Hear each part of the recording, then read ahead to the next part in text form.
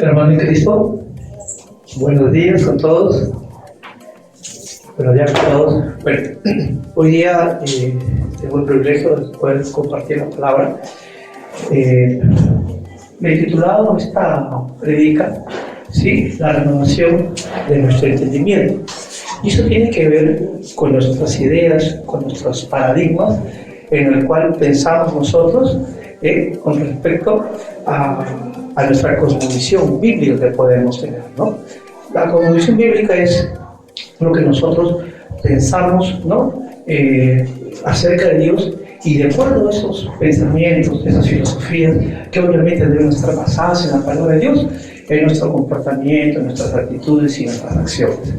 Bueno, voy a orar ahorita para que el Señor me guíe, ¿sí?, en esta enseñanza. Inclinémonos todos. Señor, gracias, Padre, por permitirme, Señor, predicar hoy día. No soy digno de hacerlo, pero tú y tu infinita misericordia lo estás haciendo. Guíame en todo momento, Señor, en el cual los hermanos puedan ser edificados, y también mi persona, Señor. Gracias, Señor, y háblanos a través de hoy día, Señor, a través de esta predica. Así oramos en el nombre del amado de Jesucristo. Amén.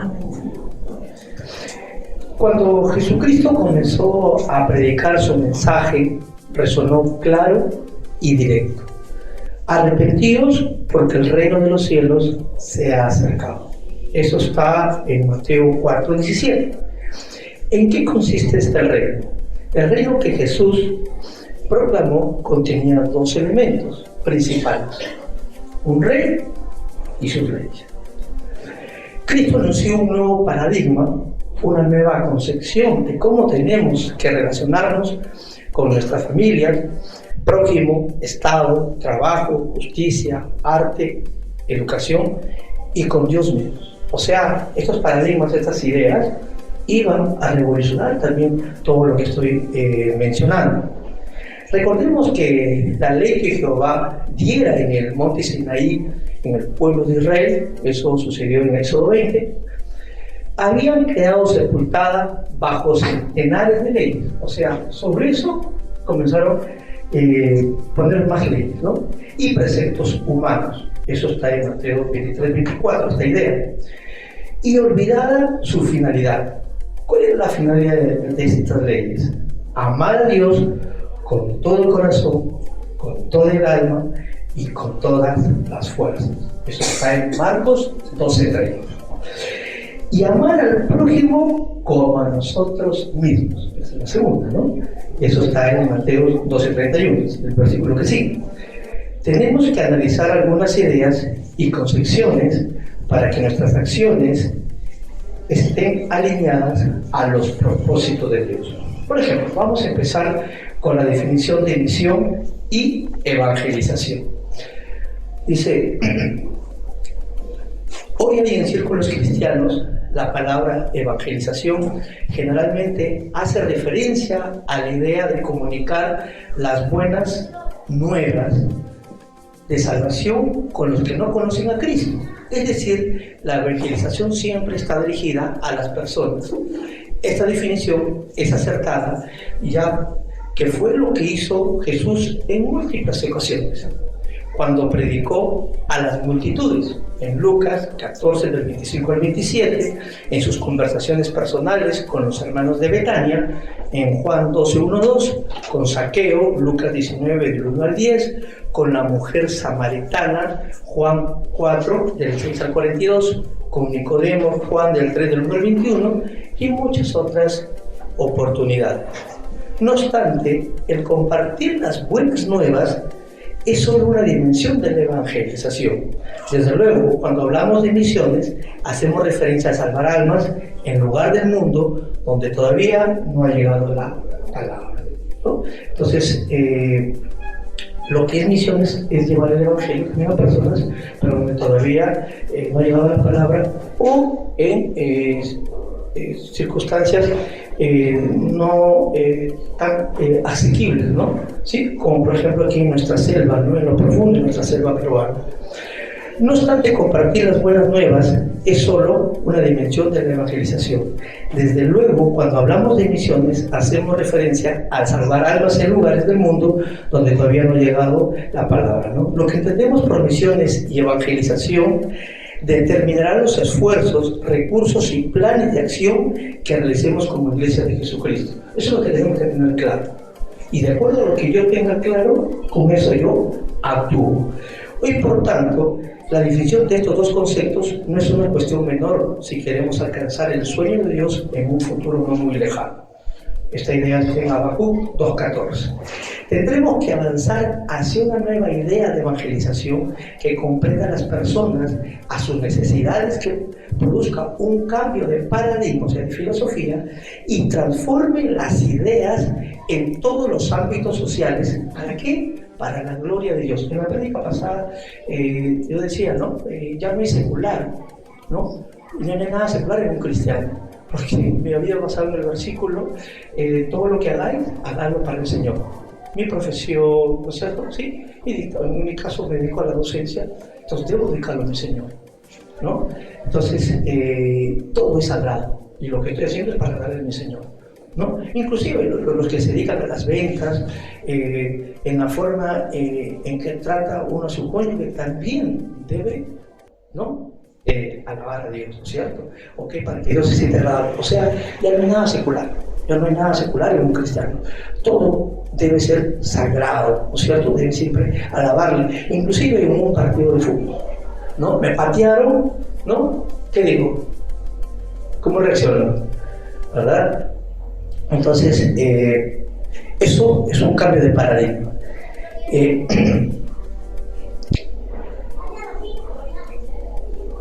El profesor Glenn Martin, años atrás en Santiago, Chile, dijo esto, ¿no? El cristiano debe saber lo que cree hoy. ¿Y por qué lo cree? O sea, debe saber lo que cree hoy y también por qué lo cree, y también tiene que conocer lo que no cree y entender por qué no lo cree. Se me ocurre ahorita la Santísima Trinidad. ¿Por qué? Porque la Trinidad explícitamente, o sea, no está la palabra Trinidad, pero nosotros creemos en la Trinidad, ¿no? Padre, Hijo, Espíritu Santo, tres en uno. No son tres dioses, porque eso no sería politeísmo, varios dioses. Pero tú debes saber por qué lo crees, ¿no? Debes saber eso. Y si algo que no crees, también debes saber por qué no lo crees. O sea, debes estar bien seguro de lo que estás pensando, y esos pensamientos van a determinar tus acciones, ¿no es cierto? Los cristianos somos evangelizados por ateos, ¿no? ¡Wow, hermano, qué está hablando! ¿Por qué? Vamos a desarrollar esta parte. Dice, la necesidad que tenemos de evangelizar el mundo de las ideas, tenemos que evangelizar eso, las ideas, no es algo superfluo o destinado exclusivamente a círculos teológicos o filosóficos. ¿Y por qué hablo de ideas? Hoy está en boga la ideología de género, es una ideología. Examinamos cuáles son las implicaciones de albergar ideas totalmente opuestas a Dios en nosotros, cristianos, dice, completamente comprometidos con Jesús. Imaginemos a un profesor de historia, un cristiano comprometido que llega a su clase y comienza a enseñar historia universal. Lo hace de la misma manera que un profesor ateo de historia. O sea, ambos han ido a la misma universidad, atea, y ambos enseñan lo mismo. La misma selección de hechos, la misma interpretación y los mismos métodos. Algunos alegan que la historia es una sola, por lo cual no debe hacer diferencia entre un profesor y otro. Pero aquí va, sin embargo, la condición: los historiadores no pueden abarcar en su investigación todos los hechos acaecidos, sino que escogen lo que a su juicio son más relevantes. O sea, yo no puedo escoger todos los hechos de la historia, pero yo voy a escoger algunos hechos que para mí también son importantes, los más relevantes, y hacen una interpretación de ellos y sacan sus conclusiones. Esa es la historia, una historia crítica, porque nosotros tenemos que aprender del pasado para no volverlo a hacer. Este es el fin de la historia, la finalidad. La razón de esta similitud es que el maestro cristiano, al igual que el profesor ateo, se forma en universidades en las que impera una cosmovisión humana atea, que no tiene en cuenta a Dios. Y aunque el profesor cristiano cultive una vida devocional, profunda, ame a Jesús con todo su corazón, sea profesor de la escuela dominical, inclusive hasta evangeliza y predique, dice, no ha interpretado sus conocimientos ni su profesión conforme a sus principios bíblicos, no ha transformado su pensamiento. Por tanto, repite y enseña lo que aprendió en la universidad atea. Según el paradigma humanista de la historia dice que consiste, narrar hechos, o sea, la historia consiste en narrar hechos humanos a través del tiempo, pero desde el punto de vista bíblico, la definición de la historia cambia. Es la narración de los hechos de Dios con el hombre a través del tiempo. Son totalmente puntos diferentes. Entendemos que el mundo de las ideas concernientes a la profesión del educador cristiano, dice, no reina ni Dios ni sus leyes, de manera que nuestro querido maestro de historia vive sumido en una dicotomía, o sea, en dos valores, dos principios, ¿verdad? Sí, lo bueno y lo malo, ¿no? Lo sagrado y lo secular. Su corazón apunta en la dirección correcta, pero su mente avanza en su dirección opuesta, o sea, la mente donde está la información que ha tenido en su formación universitaria, ¿no? Dice, pero su mente avanza en dirección opuesta, sembrando en miles de jóvenes estudiantes lo aprendido en la universidad. Por eso tenemos que evangelizar el concepto mismo de educación para cambiar los paradigmas. El alcance de un evangelio ateo. Dice, si trasladamos el ejemplo del profesor que estamos hablando de historia a todas las esferas de la sociedad, podríamos concluir que durante siglos hemos experimentado situaciones de dolor, injusticia, ¿no? Por falta de redimir a la luz de la verdad bíblica lo aprendido culturalmente en la familia, ¿no? En otras palabras, no hemos evangelizado el mundo de las ideas.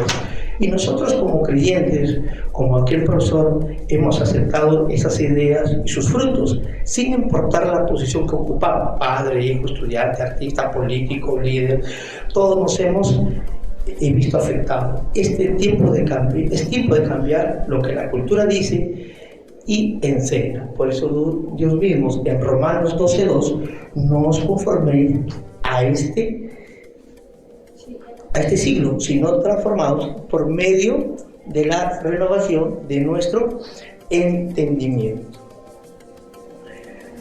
Por ejemplo, voy a hablar un poquito de historia. Todos creo que aquí nos estudiado Cristóbal Colón, ¿cierto? Sí, Cristóbal Colón. Es un genovés que zarpó del puerto de Palos al sur de España en 1492 al mando de 3 carabelas, y que navegó por semanas hasta que el 12 de octubre Rodrigo Triana, desde el palo mayor de la Niña, gritó tierra, tierra, ¿verdad? Al oír este relato, ¿no? Nos preguntamos por qué Colón quería ir a la India, ¿no? Era porque en 1453 el Imperio Romano Oriental había caído en poder de los turcos, y esto provocó que el comercio con el lejano oriente y tendrían que buscar nuevas rutas. Entonces ya se sabía que la Tierra era redonda, ¿no? Sí, sabía que ya la Tierra era redonda. Entonces, ¿saben ustedes que él también tuvo motivos, se puede decir, leyó la Biblia? No sé si ustedes le enseñaron esa parte. Bueno, lo que dice acá, ¿no? Dice, ya se sabía que la Tierra era redonda, y aunque no se había comprobado efectivamente, surgió un interés comercial en la empresa naviera, pero hay que preguntarse si eso fue el único motivo conveniente a saber. O sea, todos los profesores nos enseñan esa parte, nada más, ahí se quedaron. Pero, ¿qué dice el protagonista principal de estas historias? Hoy más o menos en algunas de sus cartas dice lo siguiente: ya dije que para la ejecución de la empresa de la India no me aprovechó razón, ni matemática, ni mapamundi. Llanamente se cumplió lo que el profeta Isaías, y esto es lo que deseo escribir acá. Por si acaso, esto lo he sacado de un libro de historia, ¿sí? También de un libro que estoy leyendo, y ahí decía de qué libro y de qué página. Pero, ¿ustedes sabían que Colón había leído al profeta Isaías? ¿No se pueden levantar las manos si alguien Colón? ¿Hicieron esa parte? A mí no, a usted. ¿Verdad? Y como estaba diciendo anteriormente, en una universidad tengan que sacar a Dios. Es irrelevante, ¿verdad? ¿Sí? Entonces, aquí tenemos un ejemplo de una profesión de un historiador que debe marcar como cristiano. Entonces, cuando hablamos de no conforméis a este mundo, de este siglo, estos pensamientos, entonces tenemos que investigar, tenemos que leer. Hermano, ¿y cómo saco la información? A través de la palabra de Dios. Hay fuentes oficiales donde uno puede sacar bastante información, una base de datos. Entonces, tenemos que buscar dirección de nuestro Dios. Entonces, mira lo que también en una de sus cartas dice, del nuevo el cielo y la tierra, que decía nuestro Señor por San Juan en el Apocalipsis, después de dicho por la boca de Isaías, me hizo de ello mensajero y mostró en cuál parte. Al analizar lo leído, concluimos que el mismo almirante, o sea, Colón, señaló su llamamiento particular, llevar la palabra de Dios a las Indias, ser un mensajero del Evangelio. Pero luego sabemos a través de la historia que esto no se dio, pero eso fue lo que lo motivó. Y al hacer eso, ¿qué estás haciendo? Estás haciendo que los estudiantes, bueno, este profesor como ejemplo, aprenda cosas de Dios. O sea, en todo nuestro trabajo que tenemos está involucrado Dios. En alguna forma tenemos que involucrarlo. En alguna forma tenemos que involucrarlo. ¿Por qué no lo enseñan de esa manera? ¿No? Porque una corriente de pensamiento humanista ateo silencia todo lo que tiene que ver con Dios. Las ideas no son neutras. Ellos no disciernen el elemento espiritual que guió a Colón a llevar a cabo dicha empresa, ¿verdad? En esta cita dice, Colón no da muestras de ser un ritualista, sino un hombre de fe que escucha a Dios y recibe al Señor fuerzas para continuar, ¿no? Su viaje, ¿no? Lo que él decía es esto, dice, cuando volvía, ¿no? Encadenado en España, Colón escribió una carta otra vez, y no de lejos, estando yo más bajo, me levanto con su brazo divino, diciendo, oh hombre de poca fe, levántate que yo soy, o sea, está refiriendo a Dios, no hayas miedo. O sea, me demuestra que Colón fue un hombre que leía las Escrituras, pero Colón tuvo razón al afirmar que no fueron ni su raciocinio, ni las matemáticas, ni los mapas lo que lo guiaron, porque sus cálculos estaban completamente erróneos. No, porque él llegó a América, no llegó a la India, ¿verdad? Estaba completamente erróneo. Para llegar a la India, además del Atlántico, tendría que haber cruzado el Pacífico. No tenían las provisiones suficientes ni las embarcaciones, para nada. ¿Sí? Entonces, cuando el momento crítico vivido en medio del motín el 10 de octubre de 1492, ¿sabe lo que Colón alegó para animar a su tripulación? Dice, he venido a las Indias, porque él estaba convencido que está en las Indias, he venido a las Indias y así lo habría de conseguir hasta hallarlas con la ayuda de nuestro Señor. Entonces estamos hablando de que un hombre buscaba a Dios. Entonces, un profesor cristiano tendrá que revisar lo aprendido en una universidad y hacer una lectura distinta a la que hicieron en el colegio, ¿verdad? Entonces, hermanos, tenemos que renovar nuestro entendimiento. Sí, hay varias cosas que les he enseñado. Este es un ejemplo nada más que estoy poniendo. Hay varios más. Dice otro, Jesús, nuestro modelo de transformación. Transformar una nación significa producir cambios significativos en las conductas, las leyes, las instituciones. Estamos acostumbrados a ver el poder del Evangelio ¿no? En individuos, un hombre borracho se entrega a Cristo y su vida es transformada, deja el alcohol, ¿verdad? ¿Sí? Y ahora ya esa inversión que era el alcohol, ahora lo hace para el cuidado de su esposa y de sus hijos. En algunos países, ¿no? Los sociólogos, ¿saben cómo llaman a esto? La domesticación del macho. No reconocen aquí para nada a Dios. No, sí, la domesticación del macho, ¿no? Entonces, este cambio de conducta individual es esencial para la transformación de una sociedad. ¿Qué cosa quiere decir eso? Que tenemos que empezar a cambiar, no el gobierno, no el vecino, no mi hermano que tiene más años en la iglesia, sino yo, sino cada uno de nosotros. Eso tenemos que hacer.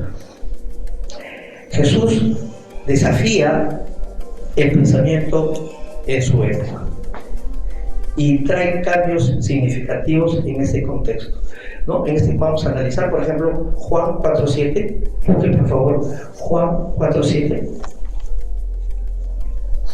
Juan 4:7.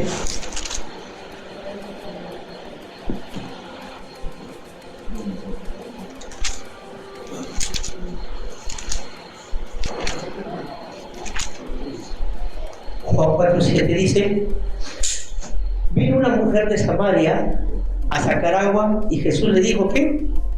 Dame de beber. Quiero analizar esto. Jesús habló a solas con una mujer desconocida. Conducta que hasta el día de hoy es mal vista en Oriente, ¿eh? O sea, conversar, dice, el derecho oral, mira, esto se sacó de un rabino que escribió esto, en algunos países de Oriente, dice, el derecho oral, o sea, de poder conversar con alguien, de los rabinos, o sea, el derecho oral de los rabinos, o sea, de los sabios, de los maestros, decía que no se debe hablar, ¿qué cosa? Excesivamente con la mujer, inclusive también si era tu esposo. O sea, si con la esposa también se podía conversar excesivamente con ella. La actitud de Jesús provocó el asombro de los discípulos que se preguntaban cómo Jesús sostenía dicha conversación con esa mujer. Porque se acuerdan de ahí, dicen, no le preguntaron, ¿no? Y peor aún, ¿qué cosa era?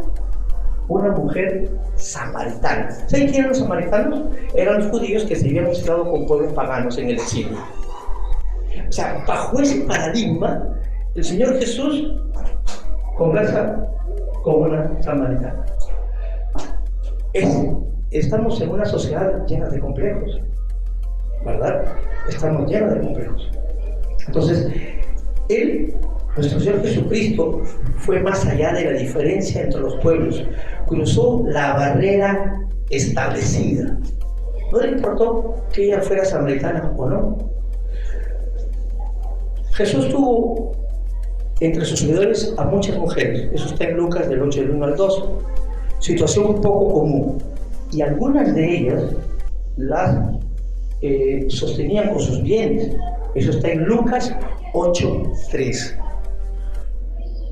Entonces, vemos aquí que Jesús dio a la mujer un trato distinto, ¿no? Novedoso para los cánones de esa época. Entonces, queremos que a veces leemos, ¿no? Y sí, claro, luego le compartió evangelio y todo eso, ¿no? Pero a veces no entendemos el contexto. Entonces tenemos también que saber un poco de historia. Entonces, Jesús es un ejemplo, ¿no? Y él a veces, por eso los complejos que cada uno de nosotros tenemos, a veces nos abstenemos de poder evangelizar. Por ejemplo, nuestro Señor Jesucristo se andaba con pecadores, ¿verdad? Publicanos. ¿Quién eran los publicanos? Los judíos que cobraban impuestos.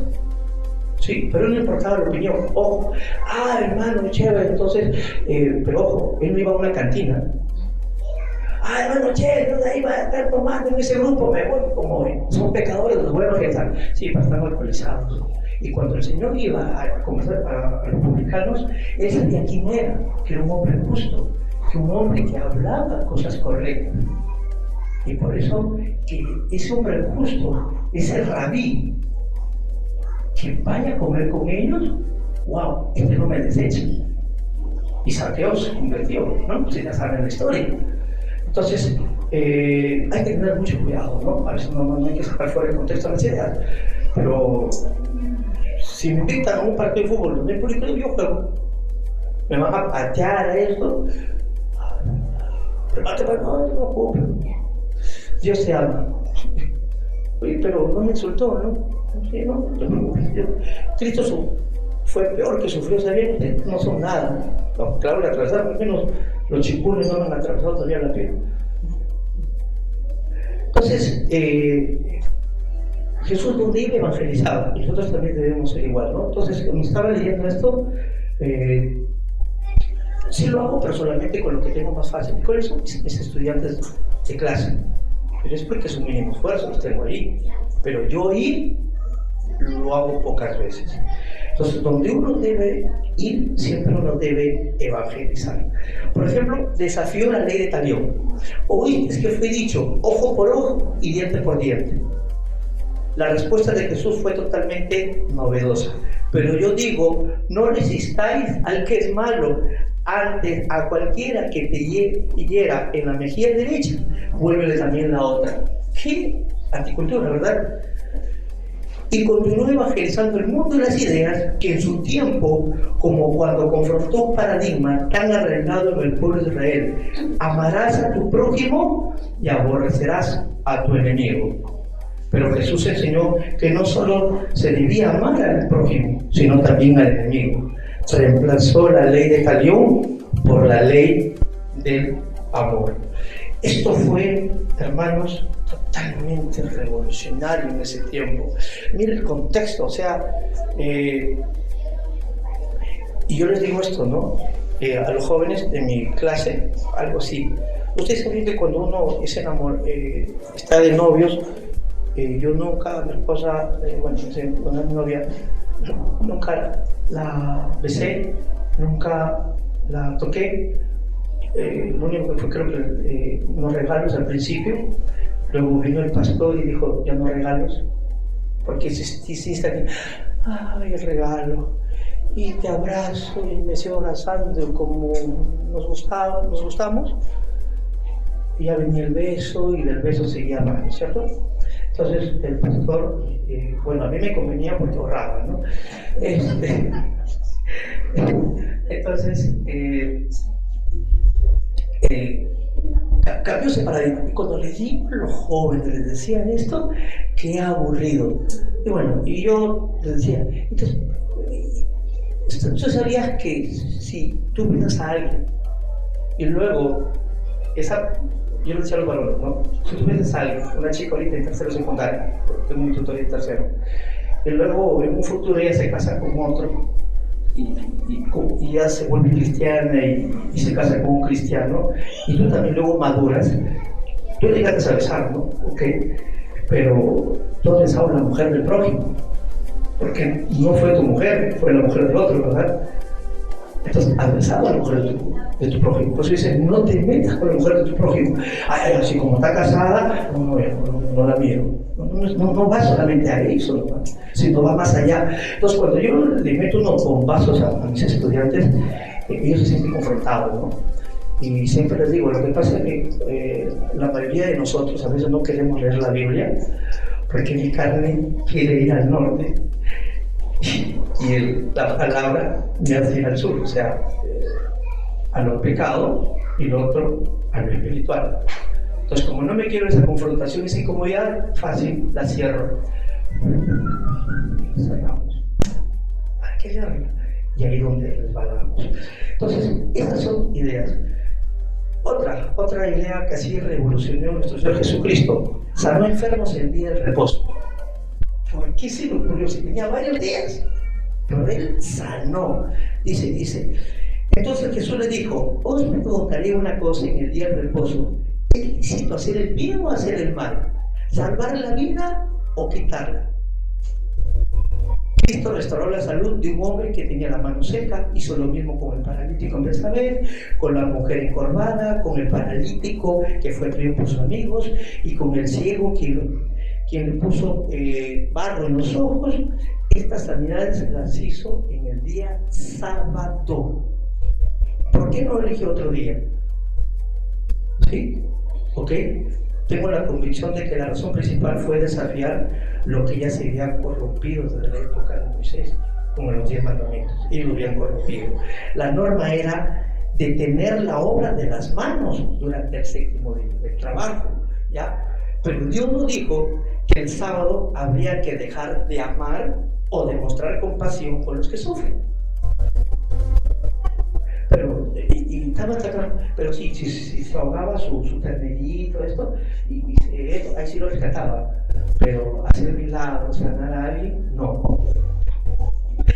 Eso, cuando somos religiosos, nos volvemos ciegos. O sea, cuando somos religiosos, nos volvemos muy ciegos. Cristo confrontó todo esto, ¿no?, con argumentos racionales, muy racionales, muy racionales. Finalmente, en Juan 5:18 podemos ver claramente los pensamientos más íntimos de los líderes religiosos en la ciudad frente a la actitud de Jesús. Lo querían matar, pero él se mantuvo firme. Lo querían matar, pero él salió firme, estaba firme, ¿no? Y como les había dicho, ¿no?, él ya comía con publicanos y pecadores, ¿no? Y los publicanos se consideraban traidores, ¿sí?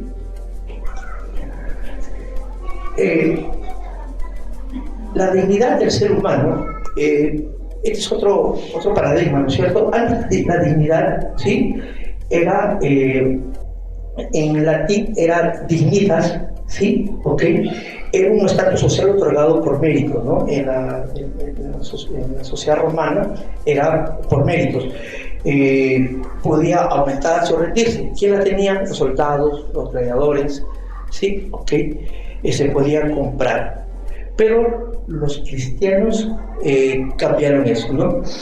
Dice el filósofo heredor romano Cicerón que quien se reconoce a sí mismo sentirá que posee algo divino y siempre hará y sentirá algo que es digno de tan gran regalo de los dioses. La idea de la creación divina del ser humano estuvo en la mente de Cicerón y también del poeta Ovidio, pero no se concretó en la doctrina como sucedió con el cristianismo, que ahí sí se concretó. Hoy vemos que de la Biblia, ¿sí?, la dignidad del hombre y la mujer, dice, es totalmente distinta a la griega y la romana. En el cristianismo, la dignidad deja de ser un estatus social. Y eso lo encontramos en Génesis 1, del 26 al 27. Somos los únicos seres creados por Dios que poseen estas características. ¿Cuáles? Somos hechos a imagen y semejanza de Dios. Hermano, un delincuente tiene dignidad, sí. Tiene dignidad, porque es hecho y semejanza es hecho y semejanza de Dios. ¿Sí? ¿Ok? ¿Por qué digo esto? Porque de repente no está de acuerdo con los fines creados de Dios. Es un hombre que se ha alejado de Dios, es un hombre que no reconoce a Dios y lo ha beneficiado, pero él sabe que lo que está haciendo es incorrecto. Todo delincuente, da cuenta que todo delincuente se da cuenta que los que están mal. Si no, no se escondieran, ¿verdad? ¿Sí? ¿Ok?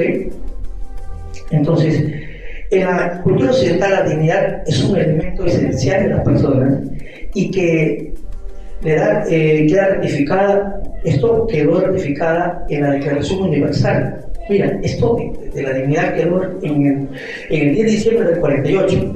Dice acá, el artículo 1, solamente lo voy a leer el artículo 1. Todos los seres humanos nacen libres hasta que se casan. No se lo dice, pero dice, todos los seres humanos nacen libres e iguales en dignidad. Iguales en dignidad y derechos y dotados como tal de razón y conciencia, y deben comportarse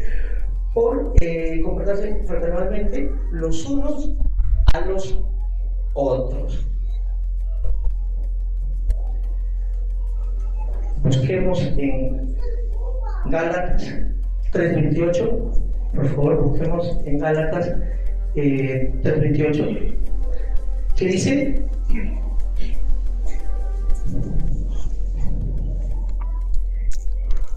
Ya no hay judío, ni griego, ni esclavo, ni libre. No hay varón ni mujer, porque todos vosotros sois unos en Cristo Jesús. Y yo sé que la mujer puede hacer más cosas que el hombre, pero no es superior al hombre. ¿Estamos? ¿Sí? Y yo sé que la mayoría de las mujeres, nunca voy a olvidar, ¿no? La Ignita, me acuerdo cuando estábamos viviendo todavía en Los Olivos, ¿no? Antes de la pandemia, mira la figura, estaba viendo la noticia, estaba que cocinaba, el televisor estaba acá arriba de la cocina, estaba que cocinaba. Josué estaba todavía en, ¿cómo se llama eso? Coche, ¿no? Sí, en un coche, con el pie así, y con su mamá aquí en el teléfono conversando, y estaba sentado ahí en una mesa que hasta ahorita tengo de vidrio ahí, estaba haciendo preparando mi clase.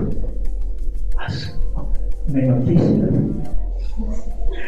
habla con su mamá, está cocinando y está meciendo al bebé.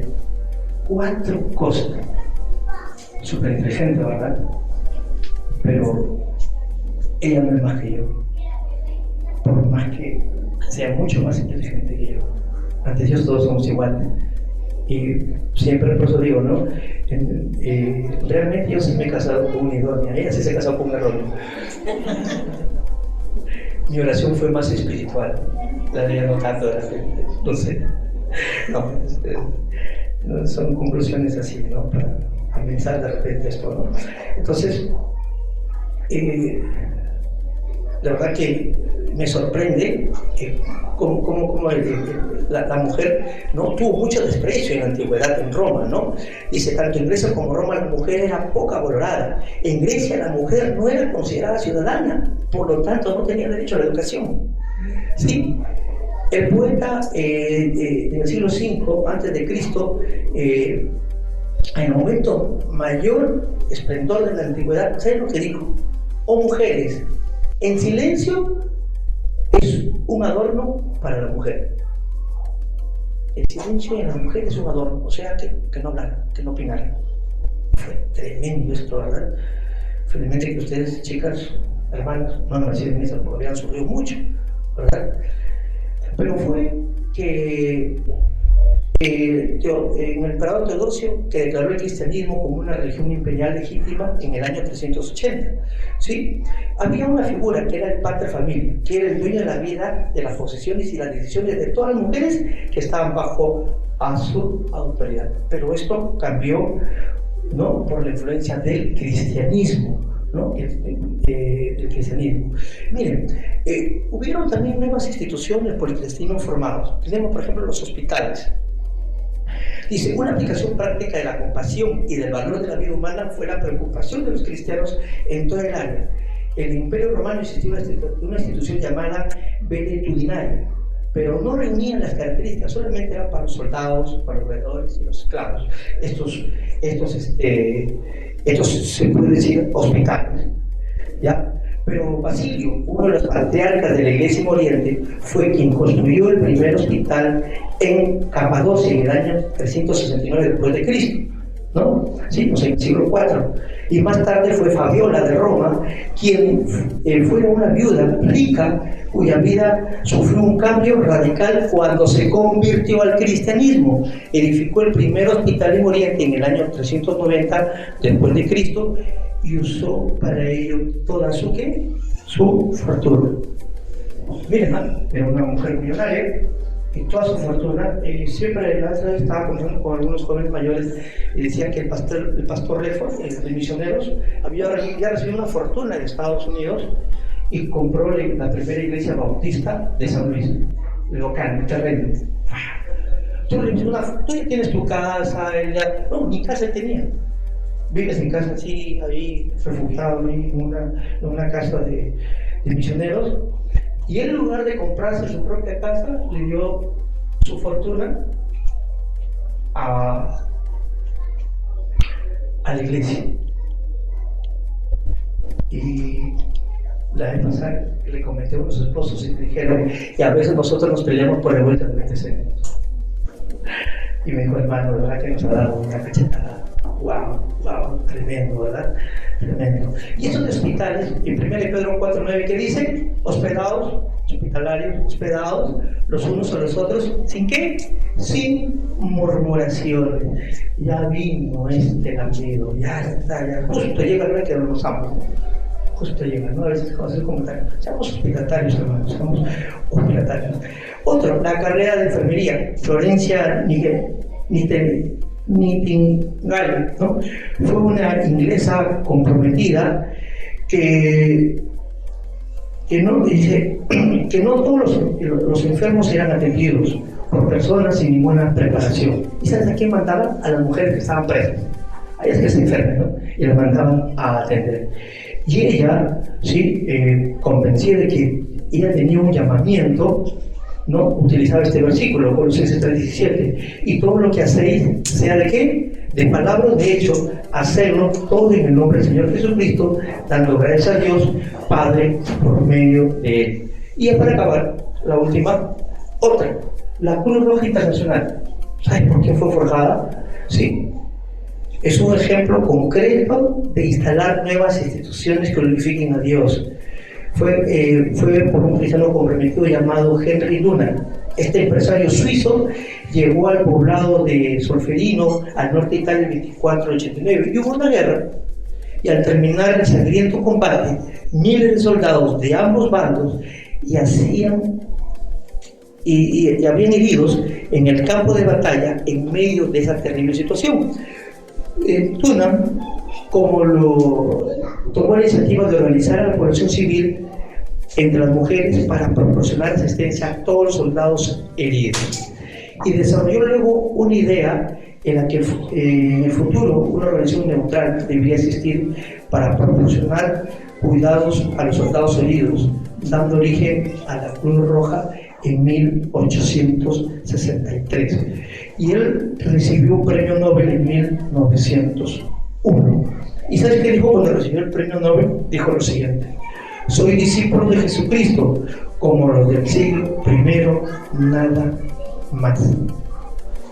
O sea, renovados el entendimiento, ellos entendieron el Evangelio, y varias cosas que tenemos ahora han sido forjados por cristianos.